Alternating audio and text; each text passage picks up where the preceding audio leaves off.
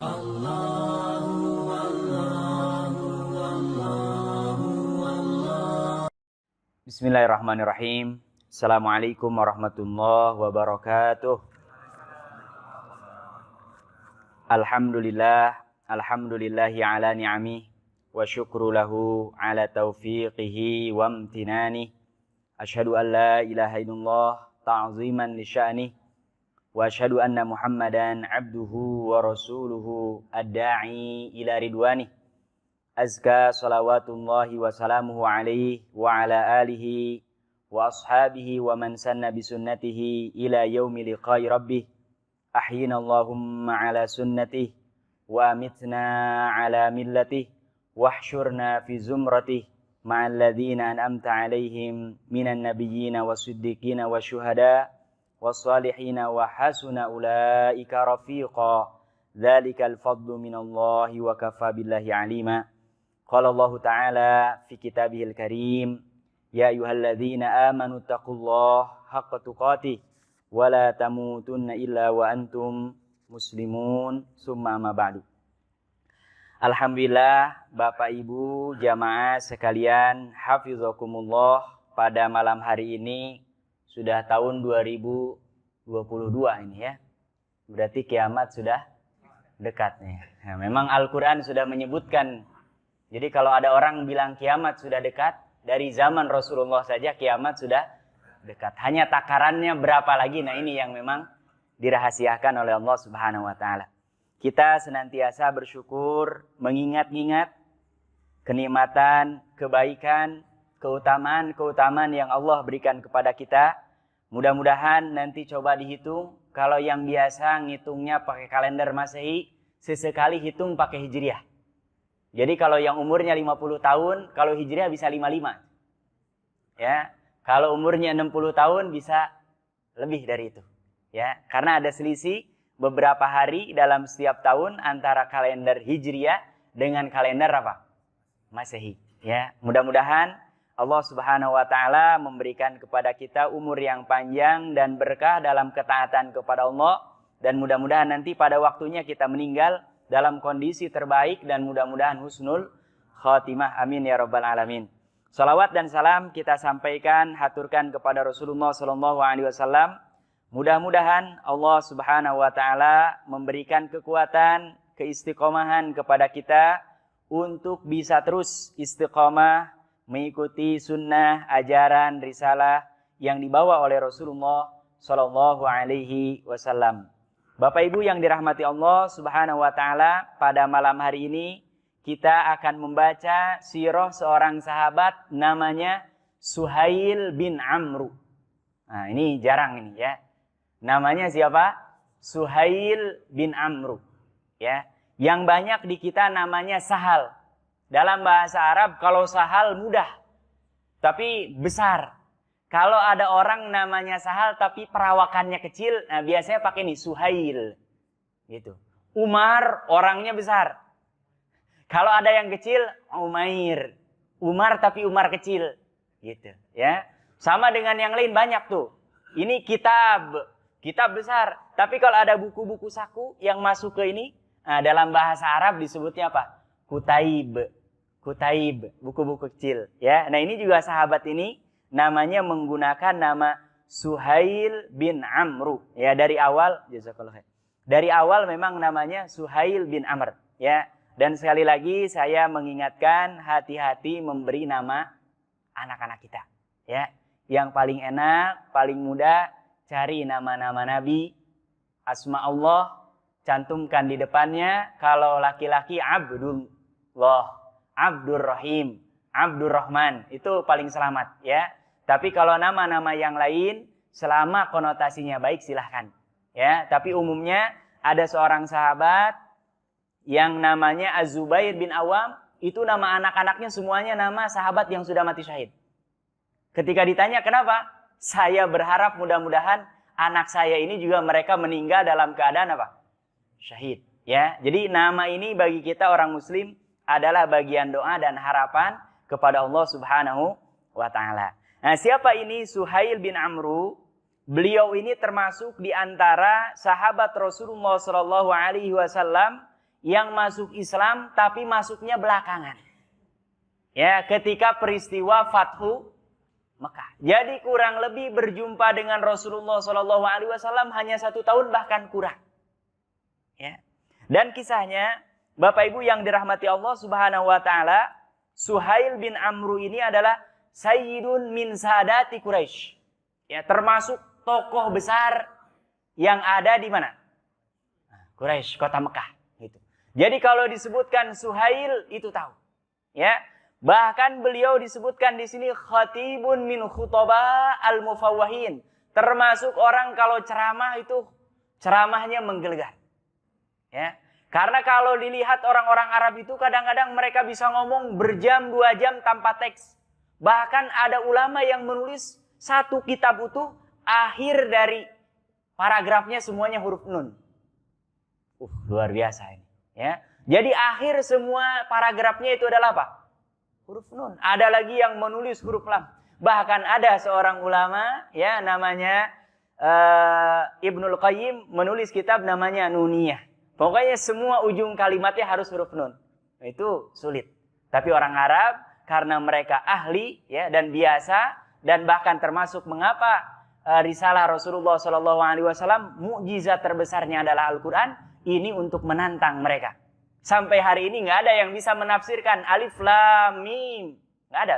Mereka bingung ya sekarang. Padahal mereka katanya apa? Ahli bahasa Arab. Alif lam ro, nggak ada. Yasin, Toha, nggak ada yang bisa apa? Menafsirkan. Ini menunjukkan kemujizatan apa? Al-Quran. Ya, bahkan wawahidun min ahlil halli wal aqdi.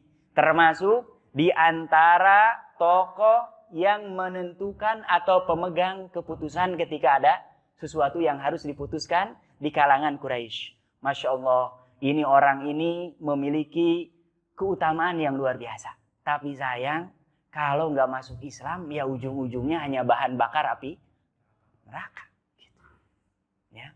Tapi kita kalau melihat ada orang seperti itu, ya jangan wah ini bahan bakar api neraka nih.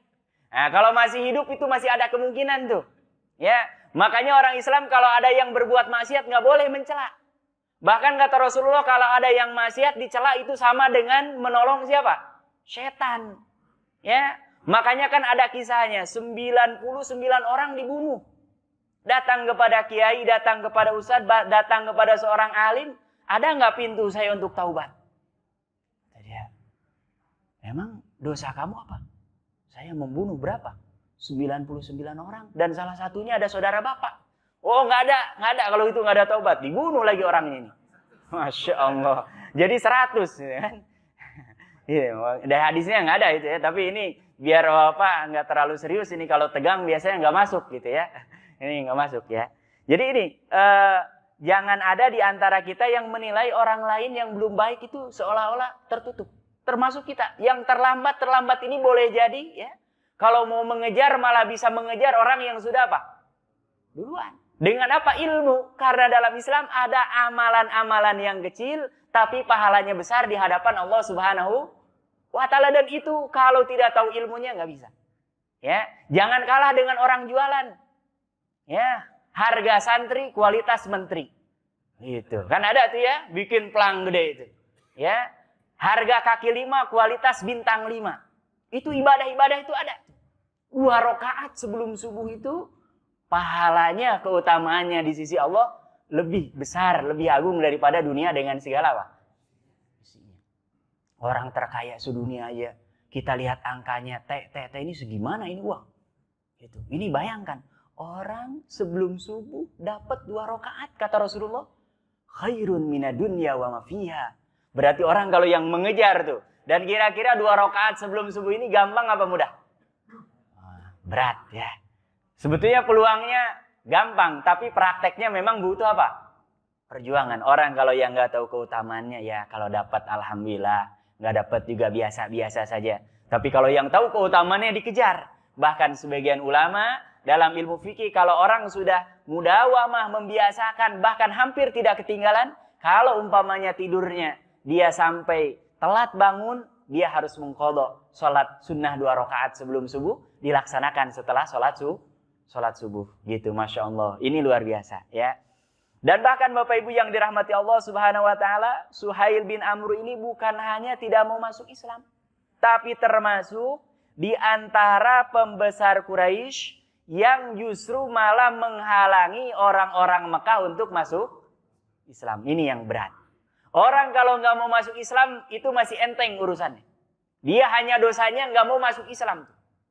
Ya, tapi kalau ada orang dia punya kekuasaan, punya kelebihan, punya harta, punya ilmu, menghalang-halangi orang dari dakwah Islam, menghalang-halangi orang daripada mendapatkan hidayah Allah, itu dia dosanya apa? Double. Semakin besar kekuasaan yang dia punya, berarti hitung siapa yang dihalangi. Wah, ini besar.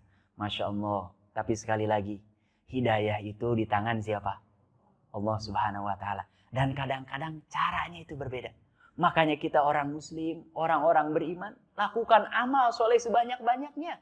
Dan kita tidak ada yang tahu di mana itu amal soleh yang diterima oleh Allah Subhanahu wa Ta'ala. Tapi semakin banyak cadangannya, mudah-mudahan dari sekian banyak itu masa tidak ada yang diterima oleh Allah Subhanahu wa Ta'ala. Ya. Makanya dalam amal soleh, jangan ambil yang minimalis. Tapi ambil yang paling apa? Maksimal.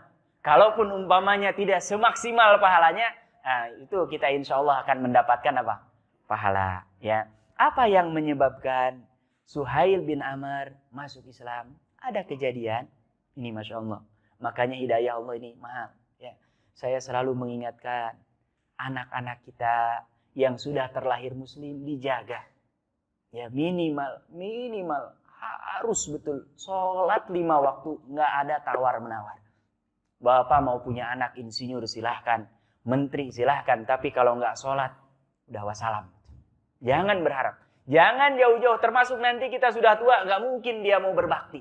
Lah Allah saja yang menciptakan dia dilewat, apalagi kita sebagai orang tuanya yang tidak sesempurna Allah Subhanahu wa Ta'ala. Ya, makanya Masya Allah, orang tua kita itu dulu di kampung, mau kemana-mana pun, jangan lupa apa?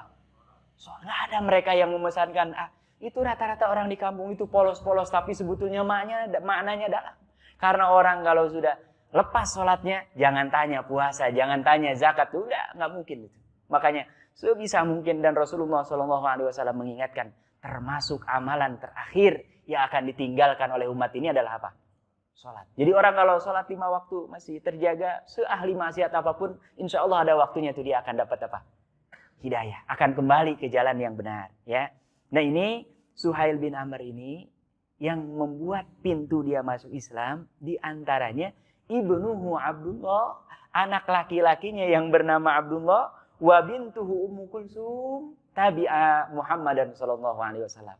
Jadi kedua anaknya ini, Abdullah dengan Ummu Kulsum, sembunyi-sembunyi sudah menjadi pengikut siapa? Rasulullah sallallahu alaihi wasallam. Di sini yang berat, ya. Di sini yang berat nanti, makanya begitu dia masuk Islam taubatnya betul-betul. Ya. Kenapa? Karena ketika anaknya ketahuan masuk Islam, dia langsung marah besar. Ya, marah besar mereka. Kenapa? Karena dalam keyakinan orang-orang Quraisy, yang benar itu hanya agama nenek moyang. Itu. Masya Allah. Ini anaknya disiksa. Sampai datang waktu diizinkan oleh Rasulullah SAW hijrah ke Habasyah, ikut. Ya, jadi Rasulullah memberikan isyarat para sahabat yang kira-kira sudah nggak kuat, silakan. Walaupun Rasulullah sebagai pemimpin gak milih yang paling enak. Nah ini memang beratnya nih. Kalau jadi pemimpin jangan ngambil yang paling apa? Enak. Gimana yang dipimpin? Gitu. Jadi sebagian sahabat yang memang sudah penyiksaannya parah, kata Rasul, silakan hijrah ke Habasyah. Kenapa? Karena di Habasyah ini ada Malikun Adilun, seorang raja yang apa? Adil. Dia tidak melihat, oh ini agamanya ini. Pokoknya siapapun yang tinggal di Habasyah diperlakukan dengan apa? Dengan baik, dengan adil. Nggak ada pilih kasih. Nggak ada, oh ini karena dekat dikasih, ini ditahan. Nggak ada. Masya Allah. Dan ternyata benar. Tapi ini sayang. Selalu yang menggerogoti umat Islam itu adalah opini, berita. Makanya hati-hati dengan berita. Begitu mereka sampai di Habasyah, beberapa hari tinggal di sana, beberapa bulan ada kabar Kalau orang-orang Quraisy ini katanya semuanya masuk Islam dan mereka menjadi pengikut Nabi Muhammad Sallallahu Alaihi Wasallam. Dan ini kita hidup ini sekarang banyak berita-berita yang kayak gini. Oh ini fulan, itu harus hati-hati. Ya. Akhirnya mereka yang di Habasyah termasuk ya ini Abdullah dengan Ummu Kulsum anaknya Suhail ini pulang kembali ke mana? Padahal Bapak Ibu yang dirahmati Allah, jarak Mekah ke Habasyah yang hari ini ya kata para ulama sirah itu letaknya Ethiopia. Nah, beberapa alim ini yang kalau yang sering bolak-balik umroh dan nyari yang harganya agak kurang, biasanya mampirnya di sini nih, Ethiopia. Pakai Aman ya, Oman airline dan lain sebagainya itu biasanya di sini nih. Dan itu di Afrika. Bayangkan dia balik dari Habasyah pulang ke kota Mekah, di depan pintu kota Mekah sudah disambut oleh bapaknya. Apa yang dilakukan oleh bapaknya? Diambil ya, kemudian wakabbalahu bil quyud, diikat dan dimasukkan ke dalam ruangan yang gelap yang ada di rumahnya. Allahu Akbar. Jadi ini berat sekali ya. Makanya kaum muslimin yang awal-awal masuk Islam itu dipuji oleh Al-Qur'an. As-sabiqunal awwalun. Ya, termasuk kita nih. Kepada yang lebih tua harus hormat. Mereka sudah lebih dulu Islam dari kita. Ya, kepada yang lebih muda kita harus sayang. Karena boleh jadi amalan dia jauh lebih banyak daripada apa? Daripada kita. Ya, jadi kalau kita melihat orang jangan pakai kacamata tua, orang ini ahli maksiat. Kita tidak ada yang tahu di hadapan Allah Subhanahu wa taala. Ya, Masya Allah dimasukkan ke dalam makanin muslimin min baitihi, di ruangan yang gelap ya. Dan orang dulu ya nggak pakai lampu, nggak ada lampu. Ya, paling yang ada apa? Misbah ya.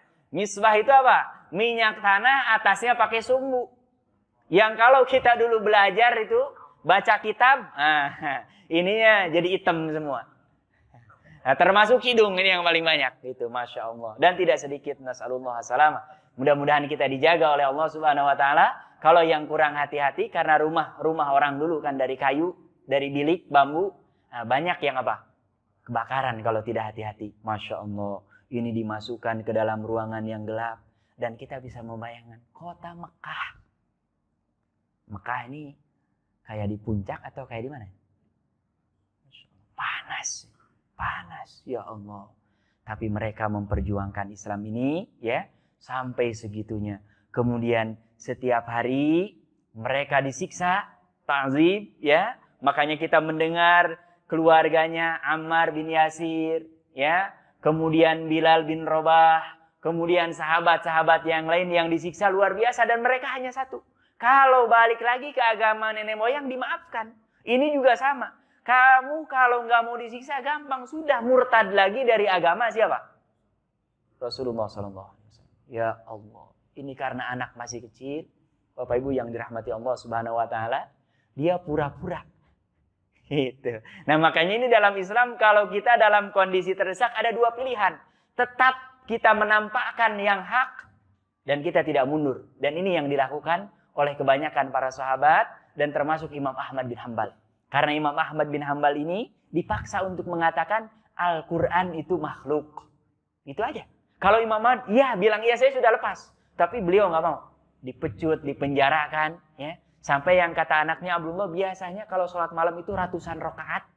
Itu ketika setelah dipecut dan badannya jadi bungkuk berkurang. Masya Allah. Padahal Imam Ahmad bin Hanbal meriwayatkan hadis ya dan membuat kitab hadis yang berbeda dengan ulama-ulama sebelumnya. Kalau ulama sebelumnya berdasarkan bab, kalau Imam Ahmad bin Hanbal membuat kitab hadis ini berdasarkan rawinya. Umar bin Khattab riwayatnya apa saja? Tulis satu bab. Abu Bakar riwayatnya tulis satu bab. Kalau kitab-kitab yang lain babut toharoh. Itu rawinya beda-beda. Tapi semuanya terkait dengan apa? Toharoh. Tapi kalau Imam Ahmad, Umar bin Khattab riwayatnya hadis dari Rasul apa sih? Terus. Berapa? Masya Allah. Ya. Nah, makanya ini berat sekali ya. Tapi kalau terdesak diizinkan boleh. Ya, boleh. Yang penting dalam hati kita tetap apa? Mengimani. Nah ini yang terjadi dengan anaknya Abdullah dan Ummu Kulsum. Dia melafalkan, ya mengaku sudah murtad dari agama Muhammad. Dan pada saat itu belum ada syariat. Yang disebutkan oleh para ulama hanya ada sholat dan itu hanya fajar saja. waktu subuh 2 rakaat, sisanya nggak ada. Karena nanti muncul syariat sholat itu menjelang apa? Peristiwa hijrahnya Rasulullah SAW yang kita kenal dengan apa? Isra dan Mi'raj. Ya, dan itu hanya beberapa selang sebelum Rasulullah SAW hijrah. Ya, Masya Allah, dia pura-pura sampai akhirnya Rasulullah SAW hijrah ya dari Mekah ke Madinah. Kemudian terjadi apa yang disebut dengan perang pertama dalam Islam, perang apa? Nah, perang Badar. Ya, perang apa namanya? Badar. Badar ini nama tempat. Ya, rata-rata orang Arab memang menamai sesuatu berdasarkan tempat, musim atau kejadian. Gitu. Makanya Rasulullah yang diketahui dan sudah pasti dilahirkan Amul Fil, tahun gajah. Kenapa? Berbarengan dengan peristiwa penyerangan siapa? Abrohah dari Yaman ke kota Mekah. Adapun pasti-pastinya, nah ini yang tidak. Tapi mereka ingat betul bahwa dilahirkannya berbarengan dengan peristiwa itu. Masya Allah. Ketika perang Badar, ini terjadi peperangan antara kaum muslimin dengan orang-orang Quraisy. Dan sebetulnya adalah kafilah dagang yang dipimpin oleh siapa? Abu Sufyan. Jadi Rasulullah SAW hanya ingin menakut-nakuti Abu Sufyan dengan kafilah dagang ini. Kita juga kuat kok. Dulu di Mekah nggak ngelawan ya karena dikepung. Kalau ngelawan sama dengan sedekah nyawa. Gitu. Ini di Madinah nih kita udah kuat nih. Kata Rasul, ayo coba kita ganggu. Ternyata begitu diganggu mereka serius. Kontak orang Mekah, datang 1000 pasukan. Masya Allah. Padahal kaum muslimin jumlahnya hanya berapa? 300. Maksimal para ulama menyebutkan riwayatnya hanya 313. Berarti hanya berapa? Sepertiganya saja. Ya. Dan kita ini kalau jadi orang soleh memang Bapak nggak mungkin jadi mayoritas, nggak mungkin. Orang yang agama Islam aja hari ini hanya 1,7 miliar. Dari total penduduk dunia berapa? 8 miliar. Berarti hanya berapa persen itu? Dari yang 1,7 ini yang masih sholat saja gitu. 5 waktu. Wallahu ta'ala alam berapa persen? Itu yang namanya orang soleh sudah sunnatullahnya nggak mungkin banyak. Ya nggak mungkin banyak. Tapi ada waktunya memang akan seperti generasi sahabat Rasulullah SAW. Di mana orang-orang berbondong masuk ke dalam apa? Agama Islam. Jadi kalau ini sholat rata-rata di masjid Bapak yang lihat berapa saf ini? 3 itu udah maksimal tuh, ya. Bahkan sebagian masjid itu dia yang azan, dia yang iqamah, dia yang imam.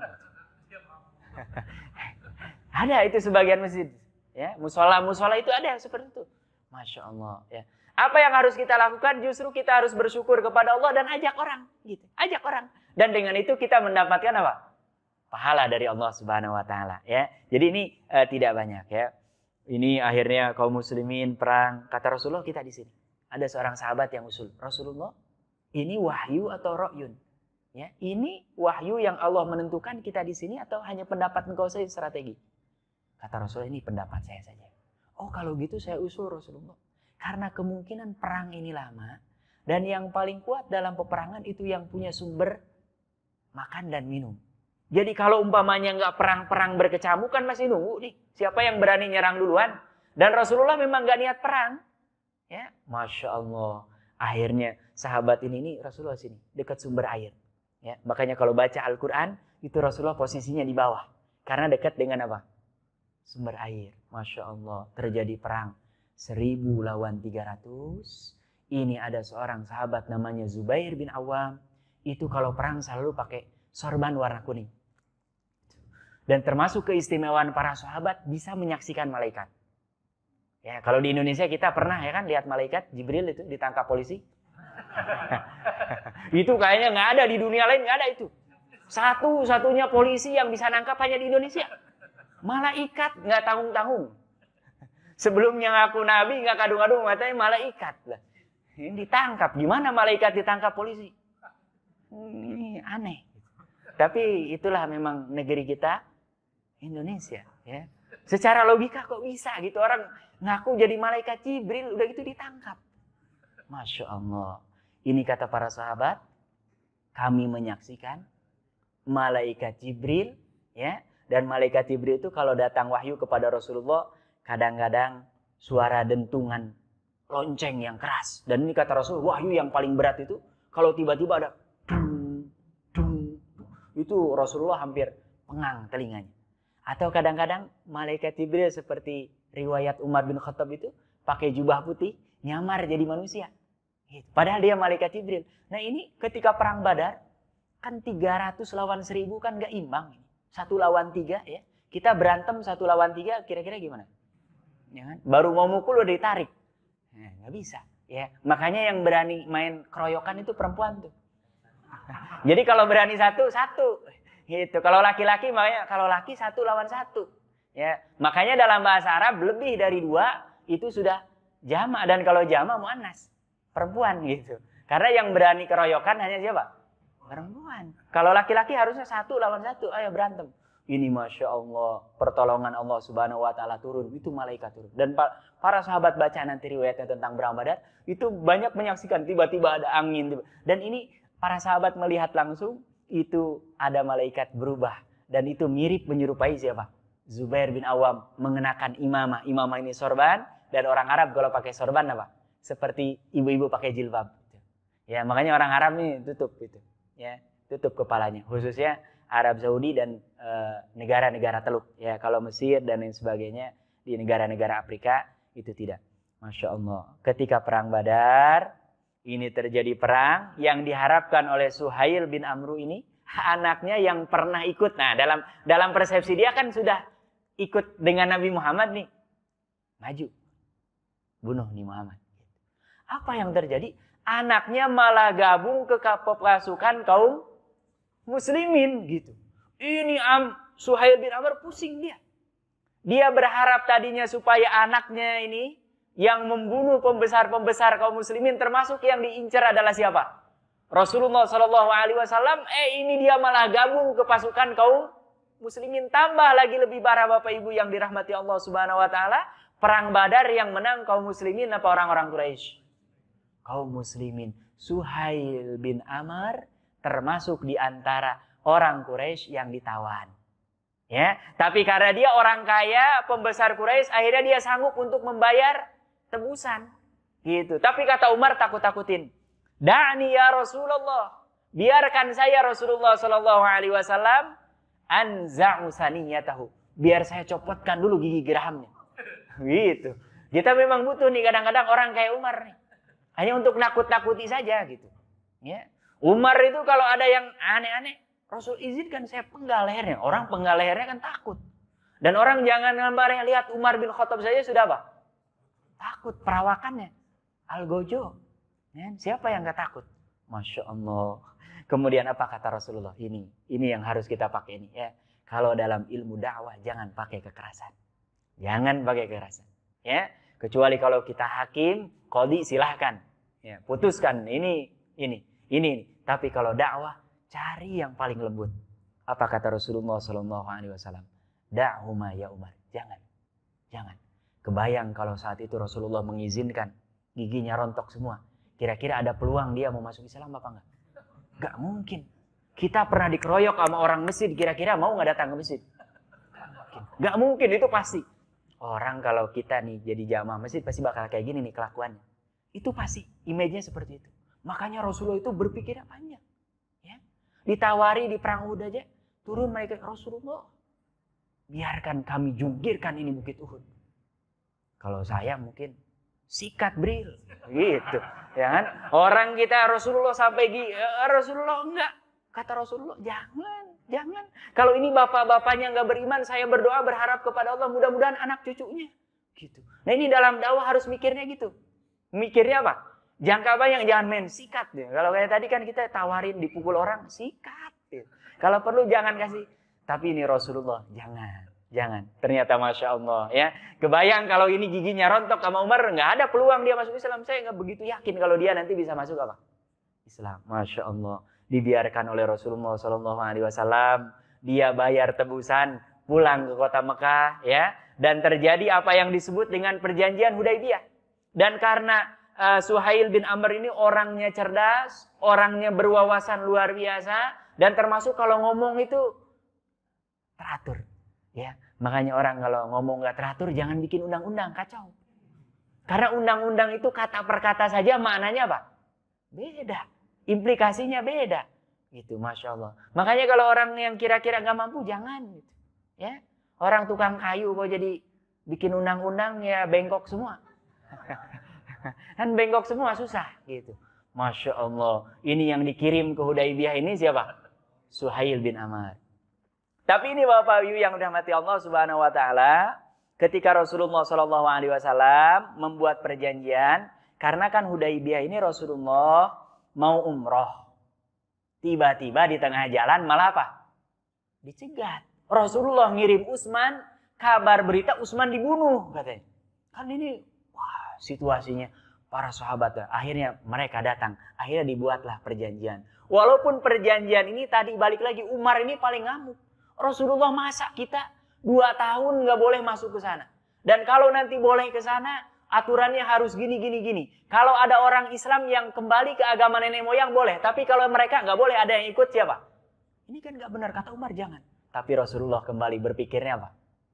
Panjang ke depan. Ya, Rasulullah SAW panggil Ali. Kata Rasulullah, ya Ali, uktub bismillahirrahmanirrahim. Tulis bismillahirrahmanirrahim. Faqala Suhail, nahnu la na'rifu hadza. Kata Suhail, apa ini bismillahirrahmanirrahim? Kami enggak mengenal. Masya Allah. Ya. Walakin uktub bismikallahumma. Ya. Kata Suhail, kalau mau jangan bismillahirrahmanirrahim, tapi tulislah apa? Bismikallahumma, dengan menyebut nama Allah. Nah, Allahumma itu apa? Ya Allah. Kita makanya doa Allahumma. Allahumma artinya apa? Ya Allah. Karena mereka mengakui adanya ilah. Hanya memang dalam bab akidah mereka apa? Melenceng. Menyembah Allah tapi pakai apa? Nah, patung-patung yang ada di depan Ka'bah. Dan itu tidak disyariatkan. Beda dengan kalau kita, orang muslim kok sholatnya menghadap Ka'bah. Ya memang diperintahkannya gitu. Kalau umpamanya suruh menghadapnya tembok, ya kita menghadap tembok kemana aja. Memang syariatnya kita diperintahkan untuk menghadap kemana? Ke Ka'bah. Kalau diperintahkan ke yang lain kita ikut. Karena ini termasuk yang ghairu ma'qulil makna, yang nggak perlu dipertanyakan. Dan justru agama yang benar itu ada yang nggak masuk akal. Kalau masuk akal semua berarti buatan siapa? Manusia. Ya, Masya Allah. Ini akhirnya kata Rasulullah sudah. Uktub bismikallahumma. Ya. Nah ini juga kita kalau hanya persoalannya nama, nggak usah banyak berdebat. Sholat apa sembahyang? Ya. Di orang Sunda bahkan ada Allah gitu. Orang nyuruh sholat Allah. Nah, kalau intinya sama, substansinya sholat, nggak ada masalah. Gitu. Ini kalau Rasulullah umpamanya dalam masalah ini nggak jadi perjanjian. Ya. Bahkan bisa jadi baku hantam dan jumlah kaum muslimin pada situ memang niatnya untuk umroh, nggak ada yang bawa persenjataan perang. Akhirnya ditulis. Kemudian lanjutkan lagi. Uktub hadza ma salaha alaihi Muhammadun Rasulullah. Inilah perjanjian yang ditulis oleh Rasulullah dengan orang Quraisy. Kata mereka, Muhammad ini bagi kami bukan Rasulullah. Jangan. Tulis nama Muhammad dengan nama bapaknya. Muhammad bin Abdillah.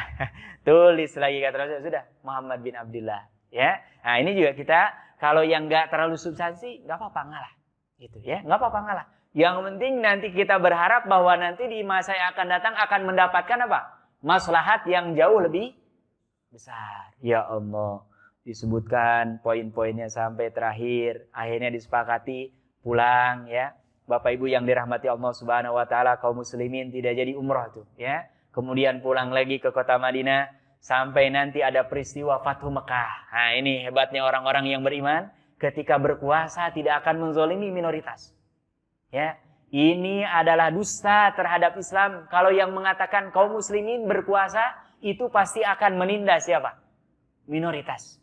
Itu adalah dusta atas nama Islam. Di mana sejarahnya?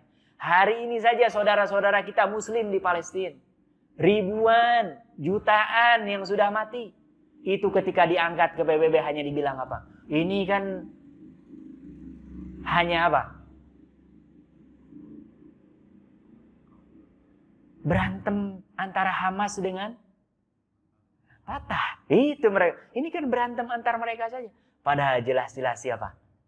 Orang-orang Yahudi Zionis laknatullah ta'ala alaihim. Ya. Tapi ada satu anjing di barat yang mati.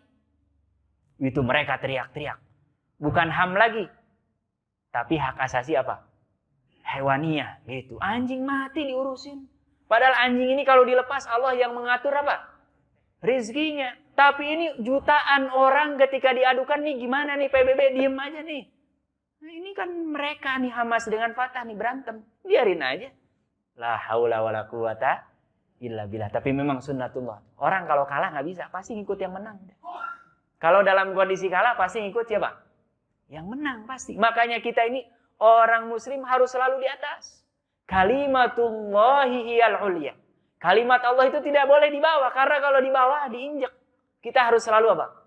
Di atas. Tapi untuk sampai di atas, Allah berikan peluang nih kita. Untuk berjuang, bikin strategi, bikin metode, dan seterusnya.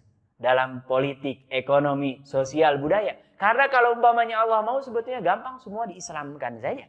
Ya kan? Tapi Allah menginginkan apa? Kita berbuat, beramal, dan beramalnya saja kalaupun tidak berhasil akan mendapatkan apa? Pahala dari Allah Subhanahu wa taala. Ya. Ketika peristiwa Fatu Mekah dan Rasulullah Shallallahu alaihi wasallam datang dengan kurang lebih 100.000 kaum muslimin. Masya Allah. Makanya ayatnya idza jaa nasrullahi wal fath wa ra'aitan saya yadkhuluna fi dinillahi afwaja. Berbondong-bondong, qabilah.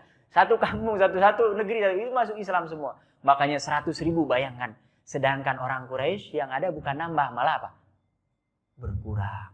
Itu Rasulullah SAW datang ke kota Makkah dengan kekuatan yang begitu gagah. Ya, begitu sampai di depan Ka'bah, beliau hanya meneriakan, Ya ahla Makkah, man dakhala baita Aba Sufyan fahuwa amin. Wahai penduduk Mekah, siapa yang masuk ke rumah Abu Sufyan, maka dia dijamin aman. Padahal Abu Sufyan ini siapa? Dedengkot orang Quraisy yang begitu keras penyiksaannya terhadap siapa? Rasulullah dan para sahabat. Tapi Rasulullah paham, Abu Sufyan ini orangnya senang dipuji, senang diangkat gitu. Ya, makanya Rasulullah nggak hantam. Siapa yang masuk rumah Abu Sufyan pasti akan apa? Padahal Abu Sufyan di dalam rumahnya lututnya udah bergetar. Gitu. Ini dulu kita nyiksa, sekarang bawa 100.000, kira-kira gimana? Dicincang ini, dalam pikiran mereka semua gitu. Tapi Rasulullah mengatakan, man dakhala baita Abu Sufyan fahuwa amin. Ya. Bahkan ada sahabat ya, yang ketika Rasulullah SAW sampai di situ dia teriak-teriak, al yauma yaumul malhamah. Hari ini kita makan daging banyak nih. Itu tambah getar lagi tuh. Kemudian dikoreksi oleh Rasulullah SAW, al yauma yaumul marhamah. Ya, hari ini adalah hari kasih sayang. Padahal tadi sahabat ini teriak-teriak ya begitu. Al yauma yaumul malhamah. Laham itu kan daging. Ya. Hari ini kita makan daging banyak nih. Maksudnya nyincang orang banyak. Kata Rasulullah, al yauma yaumul marhamah. Hari ini adalah hari apa? Makanya kata yang masuk ke rumah Abu Sufyan. Ini Suhail bin Amr ketika Rasulullah SAW datang, dia menceritakan sendiri, saya langsung lari terbirit-birit masuk ke dalam kamar yang ada di rumah saya. Kemudian sembunyi dan saya sedang memikirkan bagaimana kalau mata saya berjumpa dengan mata siapa? Rasulullah SAW, apa yang akan dilakukan? Itu Rasulullah malah selesai mengatakan, siapa yang akan memberikan jaminan kepada penduduk kota Mekah silahkan ambil. Anaknya Abdullah yang tadi sudah masuk Islam itu. Rasulullah, saya jaminkan bapak saya. Maksudnya bapak saya ini nggak boleh diganggu. Gitu. Nah ini dalam Islam boleh. Umpamanya kita melihat ada orang yang sebetulnya dia layak untuk dipermasalahkan, tapi kita yakin ini orang bakal berubah. Nah ini kata Abdullah anaknya, wahai Rasulullah, saya yang memberikan jaminan kepada saya siapa? Suhail bin Amr. Masya Allah. Mendengar ini kata Rasulullah SAW, Naam huwa aminun bi amanillah. Iya. Bapakmu itu yang bernama Suhail, dia dalam keadaan aman dan dia akan mendapatkan perlindungan jaminan keamanan dari siapa? Allah. Itu dadanya yang sudah sempit, tiba-tiba jadi apa? Lebar. Bayangkan Bapak, kalau kita pernah mukul orang, ya, sampai babak belur, kemudian orang ini tiba-tiba jadi kuat, kira-kira pikiran kita apa? Mati kita sudah hari ini. Ini Suhail bin Amr kondisinya seperti ini. Tiba-tiba anaknya yang dulu dia siksa. Dulu dia masukkan di dalam rumahnya yang begitu gelap, ternyata hari ini malah memberikan jaminan kepada siapa? Ini mahal, ya. Makanya kata para ulama, yang paling kuat di muka bumi ini, yang paling mahal di muka bumi ini adalah akhlakul karimah. Ini termasuk senang memaafkan. Kita ini kalau ingin diampuni oleh Allah, dimaafkan oleh Allah, sering-sering memaafkan makhluk Allah Subhanahu wa taala, maka akan dimaafkan oleh siapa?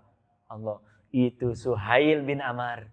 Dengan tidak berpikir panjang, langsung dia menyatakan keislamannya di hadapan siapa? Rasulullah Shallallahu Alaihi Wasallam. Bayangkan, Bapak Ibu yang dirahmati Allah, kalau tadi Rasulullah Shallallahu Alaihi Wasallam kata Umar, saya rontokin aja giginya. Atau yang kedua, seperti sahabat tadi, hari ini adalah hari makan daging yang banyak, gitu, ngincang. Itu gimana? Tapi ini banyak orang-orang yang saya termasuk Abu Sufyan, ya, nanti malah dia apa? Masuk Islam dan termasuk di antara sahabat yang keutamaannya luar biasa, tidak didapatkan oleh sahabat-sahabat yang lain. Nah, ini akhirnya masuk Islam, ya. Dan Abu Bakar Siddiq ketika melihat Suhail bin Amr masuk Islam itu beliau sedih dan gembira yang luar biasa. Karena membayangkan dulu perjanjian Hudaibiyah itu yang buat siapa? Suhail, dan itu menyakitkan kaum muslimin. Menyakitkan kaum muslimin.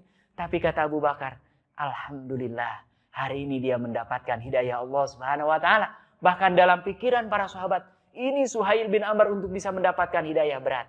Tapi inilah hebatnya Rasulullah Shallallahu Alaihi Wasallam.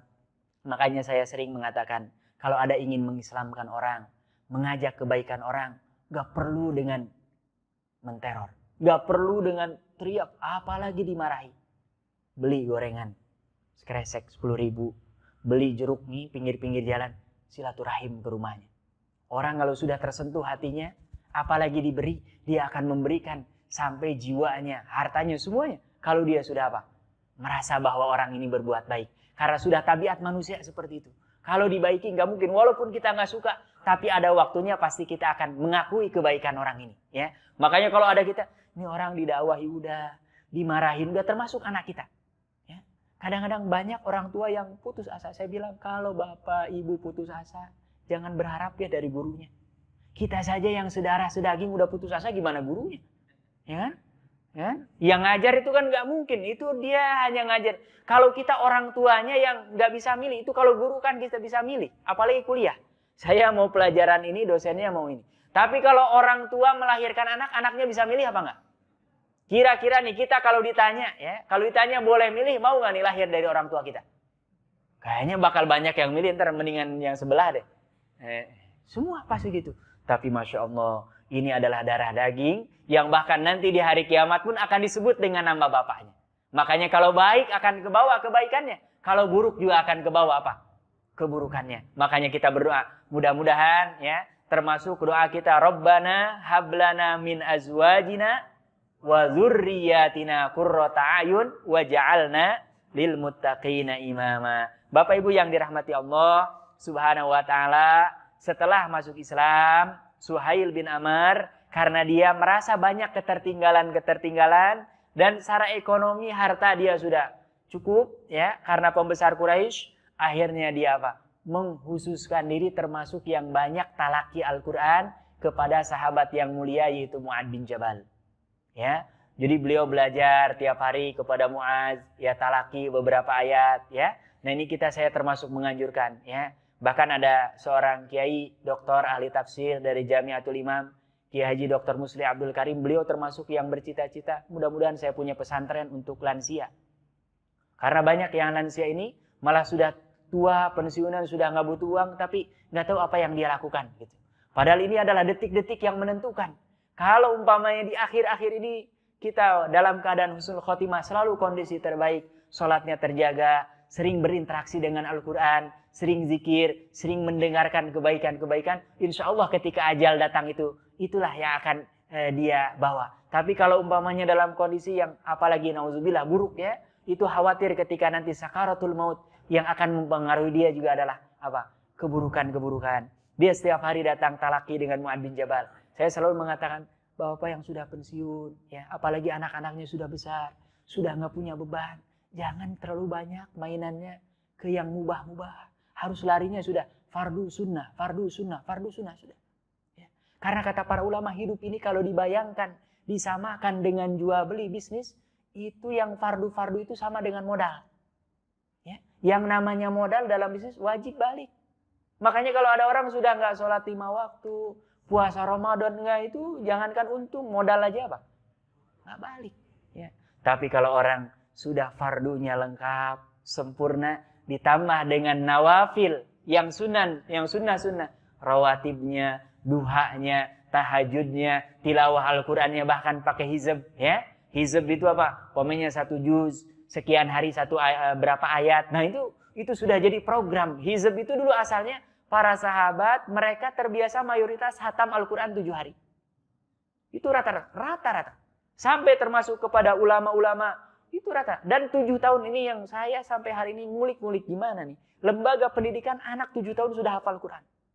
Karena kalau anak 7 tahun sudah hafal Al-Quran, dia dendang-dendangkan terus bacaan Al-Quran, dia jadi menteri mau korupsi mikir. Gimana ayat Al-Quran tidak ada satupun yang membolehkan apa? Korupsi. Dia jadi pemimpin, dia jadi arsitek, nggak mungkin mau nyolong itu. Makanya nggak ada mungkin harta Spanyol nyolong. Nggak ada. Dia baik hafal kok ayat Al-Qurannya. Tapi kenapa hari ini banyak yang tidak hafal apa? Al-Quran. Saya yakin orang kalau dia hafal Quran, walaupun semelenceng-melencengnya, itu dia akan ada ingatan tuh. Ya. Dia akan takut ketika membaca ayat-ayat tentang apa? Azab. Dia akan tergerak untuk beramal soleh ketika membaca ayat-ayat tentang surga yang kenikmatannya begitu luar biasa. Masya Allah. Makanya saya termasuk ngulik-ngulik ini. Belum ada yang sekarang bisa menjaminkan anak 7 tahun hafal Quran. Belum ada. Ya. Kalau ada boleh kasih informasi. Padahal ulama dulu kalau kita baca itu, ya. Di Mesir ini yang sudah berhasil. Rata-rata 7 tahun sudah apa? Hafal Al-Quran. Ya di Mesir sudah. Jadi orang kalau lulus SD belum hafal Quran, orang tuanya malu. Sampai ada dosen kami di sini Jakarta nih. Pas mau pulang dari Mesir. Anaknya belum hafal Quran. Dia nggak balik. Karena di kampungnya itu aib. Anak lulus SD belum apa? Hafal Quran. Masya Allah. Nah ini mudah-mudahan ya. Beliau banyak menangis, taubat, zikir, ya, mengisi hari-harinya. Bahkan wafatnya ini dalam kondisi yang kita alami hari ini. Beliau ikut perang, ya namanya perang Yarmuk di masa pemerintahan Umar bin Khattab. Dan ini daerah Syam, Palestina, Jordan, Libanon dengan Syria sekarang. Itu meninggal karena pandemi. Waktu itu disebutnya ta'un amwas. Ini banyak sahabat Rasulullah yang umurnya panjang di masa Umar bin Khattab yang meninggal di situ sampai Umar mau masuk ke Syam, kemudian di stop gitu. Karena beliau khawatir kena ta'un. Memang sunnahnya gitu. Kalau ada ta'un yang dari luar jangan masuk ke dalam.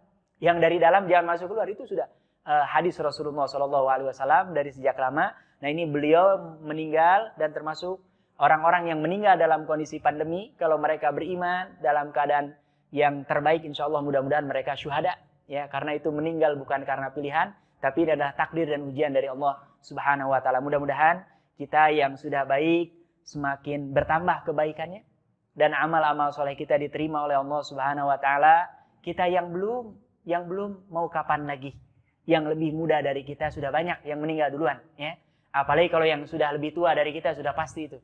Ya banyak. Mudah-mudahan kita istiqomah, berpegang teguh kepada ajaran Rasulullah SAW, dan kita meninggal semuanya dalam keadaan husnul khatimah. Amin ya rabbal alamin. Alhamdulillahirabbil alamin. Subhanakallahumma wa bihamdika asyhadu an la ilaha illa anta astaghfiruka wa atubu ilaik. Wassalamualaikum warahmatullahi wabarakatuh.